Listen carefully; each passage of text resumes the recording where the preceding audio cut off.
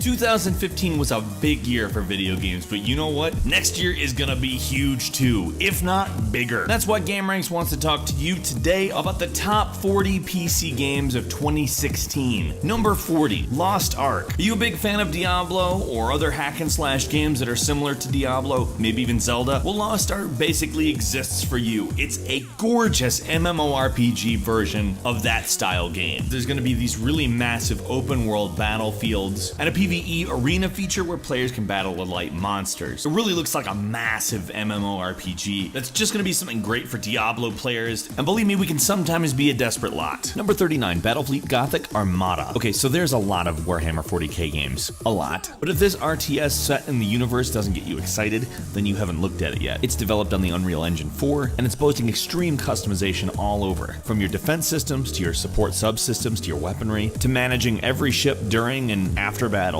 And on top of that, being in one of the coolest universes out there, this is a gorgeous looking RTS. Number 38, Dragon's Dogma Dark Arisen. So a couple years ago, Capcom released an RPG by the same team that made Resident Evil, Devil May Cry, and Breath of Fire. And over time, they've made some improvements to that game through various DLCs, and created a really massive open world that actually engrosses you and makes you feel as though you have consequence within the world itself. This game plays a whole lot like if you combine Oblivion with Monster Hunter, which is a weird combo, but trust me, it works really well. And frankly, there's a certain kind of excitement that comes along with having this kind of game on the PC. Number 37, Homefront: The Revolution. It's just every kind of weird that you want from Homefront at this point. It's 2 years after the first Homefront in 2029. There's a Korean invasion in Philadelphia, and it's obviously your responsibility to stop it. Not exactly a killer plot or anything, but who expected that? Who asked for that even? It's Homefront. It's big, it's obnoxious, and frankly, Philadelphia is a great setting for Homefront. The folks in charge of the sequel are really happy with what they've been allowed to do without THQ's involvement, moving from a very linear progression to a much more open world execution, which, to be frank, that's kind of what Homefront as an idea lends itself to. Number 36, Albion Online is a sandbox MMO. You can play this game on Windows, iOS, and Android, with other people playing it on any of those platforms. And if that makes it sound like it's dumbed down, you're very wrong about that. All the items and buildings are crafted by the players in the world. It has a crafting and player-driven economy, combat to claim territories, or even just attack and watch the world burn. You don't need to care about the spoils to be a victor. And here's the other thing, in the PvP, when you die, people can fully loot you. The combat actually looks pretty unique in that everything is classless, and a lot of people can play it at once on a lot of different platforms. Number 35, Unravel is a physics-based puzzle platform game. It's one of those unique games that just immediately gets a fan base. The mechanics combine traditional platforming with some puzzles that you have to solve using the yarn that you are made of. And I've seen a couple of comparisons to Little Big Planet, but I don't think they're the same kind of game on account that's a creative platforming game, whereas this is a puzzle platforming game with a heavy emphasis on physics that I can't wait to dig into. Number 34, Dreadnought is a game where you take control of a large spacecraft and fulfill the role as captain using the weapons to attack other very large ships. And there's a very specific emphasis on very large ships. This is not like a rogue type situation. You are the captain. It's not going to be dogfights. A lot of this is about strategy, anticipation,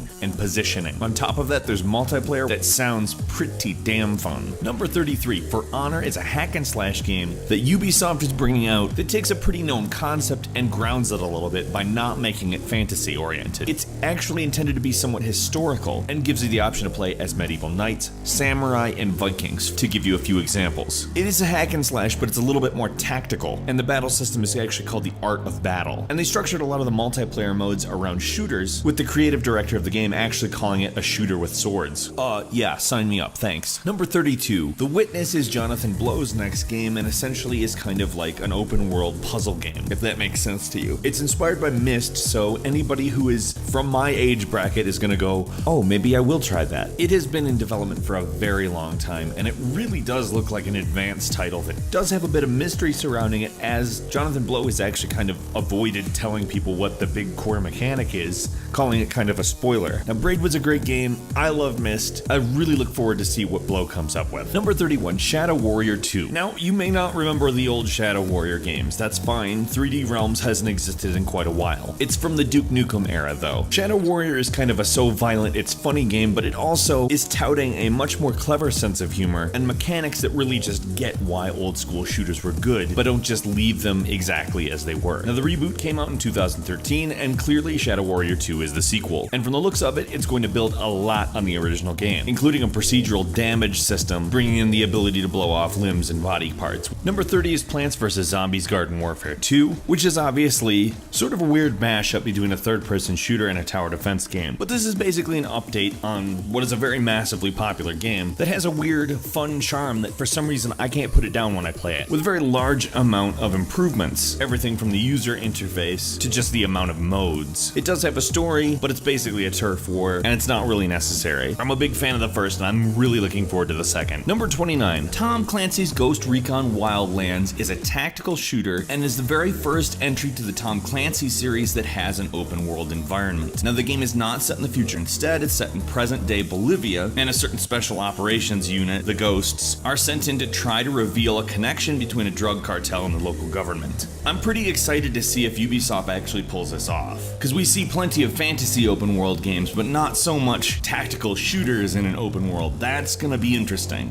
Number 28. Adrift is a first-person interactive fiction game, meaning it's a walking simulator, but let's stop calling that a genre that's bad. They're not always done right, I'm not saying they are, but neither is any other genre. Adam Orth basically came up with this idea after he really screwed up and said deal with it in regards to the original Xbox One DRM stuff. Hopefully Adam Orth is a better writer and game designer than he is a PR man. Number 27. Darkest Dungeon combines a mix of real-time movement and turn-based combat and this art style that is just one of the most memorable I have seen in a very long time. Stress actually plays a factor in this. If stress gets really high and it remains unchecked, they actually develop afflictions, which from the looks of it seem to be kind of like status ailments. I like that. And to just point out one other thing, why is it that side-scrolling RPGs are happening so much and looking so cool? Number 26, Dark Souls 3. Did you like Dark Souls 1, Demon Souls, Dark Souls 2, Bloodborne? I mean, that's a long list of games that are from the same developer that follow a similar formula and are all great. On top of that, they're adding a few combat mechanics like ready stance, which are essentially special abilities. And on top of that, all of the levels are designed basically just to kill you. Tell me, what more could you ask for with a Souls game? Number 25, No Man's Sky. A totally procedurally generated universe that you get to explore in a spaceship, combat enemies that are unique to every planet, and generally just see things that you could probably never imagine without having dipped your toes in No Man's Sky. Everything we've seen of this game looks amazing, and it's almost hard to believe that it's real. In fact, that's the reservation people have about it, if it will actually deliver on the massive promises that it's made. So far, it's looking pretty good though, I have to say. Number 24, Firewatch is this game that looks incredibly interesting. The art style is like a painting that has come to life. You play as Henry and you uncover clues about various weird things that have been happening around you and somehow relate back to a security tower being pillaged while he was out on patrol. Intrigue is what we are dealing with here. It actually relates to real life as it happens in the aftermath of the Yellowstone fires of 1988. Apparently the game doesn't have a whole lot of combat, if any at all, but it takes a lot of its inspiration from BioShock, namely Atlas, and how he interacts with the player. Number 23, Mafia 3 is a highly anticipated new entry to the Mafia series. If you're a fan of either of the first two games, I'm sure that this is a really big interest for you. It takes place in 1968 New Orleans. Oh, it's open world. Hopefully a little less hub-like than previous Mafia games, but still, you'll be able to interrogate NPCs, and on top of that, you can recruit lieutenants from a cast of available characters, including the protagonist from the previous game, Mafia 2. Number 22, Street Fighter V. So for one, the art style of Street Fighter V is fantastic. It looks amazing. I have never seen or imagined a Street Fighter that looks this good. And on top of that, they bring back some of the best features of Street Fighter 3, like the EX gauge, as well as the stun meter, which honestly 3 was definitely an underrated entry into the franchise. And though Street Fighter 4 didn't exactly do away with everything, for whatever reason didn't get as much attention as it maybe should have. In my opinion, it's probably because it wasn't quite the transition between 2D and 3D that the Street Fighter V looks to be. Number 21, Endless Space 2 is a turn-based strategy science fiction 4X game. Up to 8 players, either AI or real people playing, basically try to take over a randomly generated galaxy. It had a little bit of a learning curve, but people really liked the original. Endless Space 2 seems like it's a little bit secretive at the moment, but the footage that they have shown is absolutely gorgeous. As far as 4X games go, this might be the one that kind of widens the reach of the genre. 20, Far Cry Primal is an action-adventure game and really isn't that different than the regular Far Cry series on paper, except it's set in the Stone Age. And being it's prehistoric, your regular gameplay like vehicles and gunplay just aren't there. You have to craft all the weapons and gradually build skills like making fire and cooking food. You can also have companion animals like saber-toothed tigers and badgers, and a pet owl, which you can directly control and find out more about your environment. Honestly, once you get the full description, it sounds bizarre, but kudos to Ubisoft for trying something different here. Number 19, Hitman, is the latest in a series that has kind of gotten some flack recently. It's serving as a prequel rather than a reboot, and is going out of its way to kind of return to the roots of the series. The levels are all essentially sandboxes, and you can do what you want to advance the mission objectives. Contracts mode is also coming back, so fans of the series should probably be excited. Number 18, Blade and Soul is a MMORPG that combines open world mechanics with a combination of various martial arts. There's various PvE and PvP events, as well as a pretty extensive combo system to make the combat feel reminiscent of a fighting game. Number 17, Mirror's Edge Catalyst. I don't know if you ever played the original game, but it's a really great game, albeit with a few minor flaws, and from the sounds of it, the developers are trying to address all of those in the new version. Its build is neither a reboot or a prequel, but basically being an origin story that kind of sounds like a reboot and a prequel to me. One way or the other, I don't really care. Supposedly the mechanics are vastly improved, and they started off great last game, so I can't really see any reason to think this will be anything other than fantastic. Number 16, Deus Ex Mankind Divided. Basically what looks like a very triumphant evolution of human revolution, Mankind Divided continues to follow Adam Jensen, who's working to stop terrorist attacks. The plot will find Jensen basically attempting to find balance between whatever shadowy organization runs who he works for, as well as demanding equality for augmented individuals, which are looked at as a threat thanks to the events of the previous game, and indeed the climate in general. Number 15, Torment Tides of Numenera is essentially a spiritual successor to Planetscape Torment. The game is an absolutely beautiful reminder that a game doesn't have to be entirely 3D in order to be gorgeous. Do RPGs have to be third-person follow-along games? No, they don't. And I'd like to thank the developers of Torment for showing everybody a great-looking example that seems like it's really going to be a nice shot in the arm for the genre. Number 14, Kingdom Come Deliverance is a 15th century role-playing game that takes place in Bohemia. It features a classless role-playing system, as is seeming to be a rising trend, that allows players to customize their skills and create the roles that they want to take on their own. On top of a really varied combat system, the game also features a needs system which requires you to sleep and eat in order to stay healthy. Equipment and clothing degrades and requires repair. Basically, you're not just fighting enemies, you're also fighting time. Number 13, Rise of the Tomb Raider is breaking out of Xbox One exclusive hell and landing on the PC in January. Now, if you've played the reboot, you know that the gameplay has improved massively over the original series. But Rise of the Tomb Raider really just refines the idea of an open world game to be something that doesn't distract you away from your main quest. Really, it's a delicate balance, and Rise of the Tomb Raider nails it. I can't wait. It'll be nice not to have to boot up Xbox One to play it. Number 12, Divinity Original Sin 2. What's particularly cool about this is that there's going to be a skill crafting system. Where we've been talking about classless role-playing games for a while now, this is just that to the nth degree. On top of that, it's calling its friendship, romantic relationship, and hatred system Love and Hate. An obvious but well-titled system. Number 11, Mass Effect Andromeda. Not a whole lot is known about this game, but can you believe we're going to be able to continue the Mass Effect series? That's the main takeaway for me. I love Mass Effect. The games are just fantastic, and each entry to the series just got better and better, and by the time we got to the end of it, it was a very smooth, well-polished shooter on top of having a great overreaching plot. I can't wait to dive back into the universe and explore the Andromeda Galaxy with a new cast that hopefully is able to mimic the attachment that we all felt to the original. Number 10, Star Citizen. That's right, Star Citizen is supposedly finally going to launch next year, and that means both Squadron 42 and Star Citizen: The Persistent Universe itself. Both are very different, Squadron 42 being a single-player experience, a campaign that takes place within the universe of Star Citizen, and Star Citizen being a massively multiplayer online persistent universe that you can basically go around and do anything in. If they actually pull this off, color me impressed, because it is possibly the biggest undertaking anyone has ever done for a computer game. Number 9. The Division is a Tom Clancy game in which you take the role of an officer going around a seemingly post-apocalyptic world and fighting with people online. It looks like a pretty innovative game, and we're all very impressed with it. We just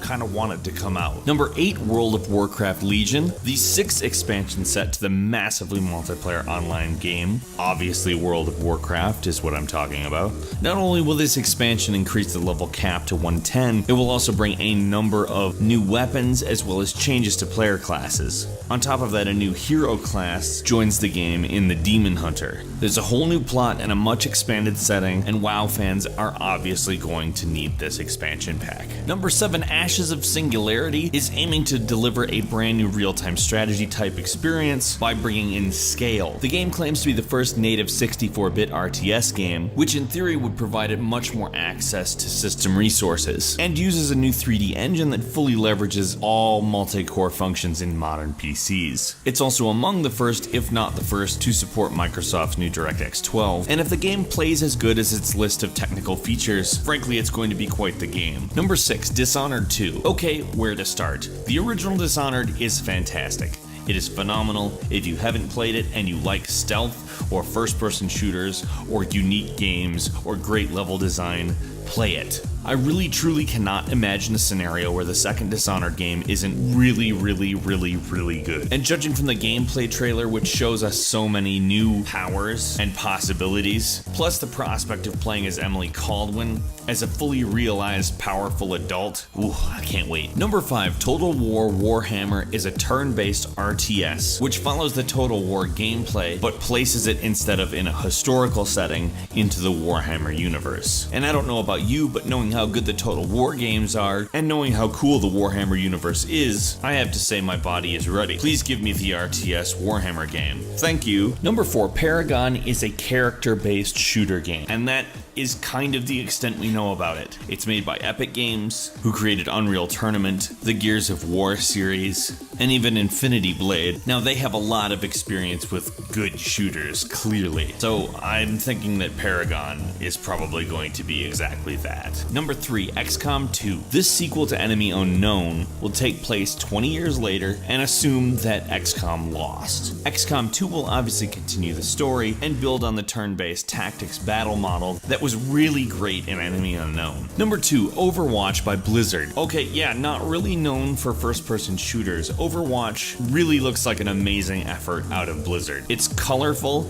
it's gorgeous, it's free to play, and features squad-based combat for 2 opposing teams of 6 players apiece. It really just looks like a cool world, and the gameplay itself looks like a good balance between arcade and PC shooters. And finally, number 1 is the Doom reboot. What spent many years being refined as first Doom 4, which would have been the newest entry in a continuity, Bethesda and id Software went back to the drawing board and created a reboot. They realized they needed to take the core Doom gameplay and update it. It can't just be another shooter. It's Doom. It's the mother of all shooters. But id Software, under the guidance of Bethesda, who has done the same thing before with Fallout 3, taken a franchise and changed it significantly while retaining great elements from the originals to very good response. To put it in the simplest way possible, I believe it can happen. And after seeing the footage, I am more than excited about Doom. What are you looking forward to the most in 2016? There's a lot of games coming out, so frankly, the choices are not sparse. Leave a comment, let us know what you think, and don't forget to click the like button as well. If you haven't subscribed to GameRanks, now is a wonderful time to do so. We upload brand new videos every single day of the week. The best way to see them first is, of course, a subscription. As always, thank you very much for watching this video, and we will see you next time right here on GameRanks.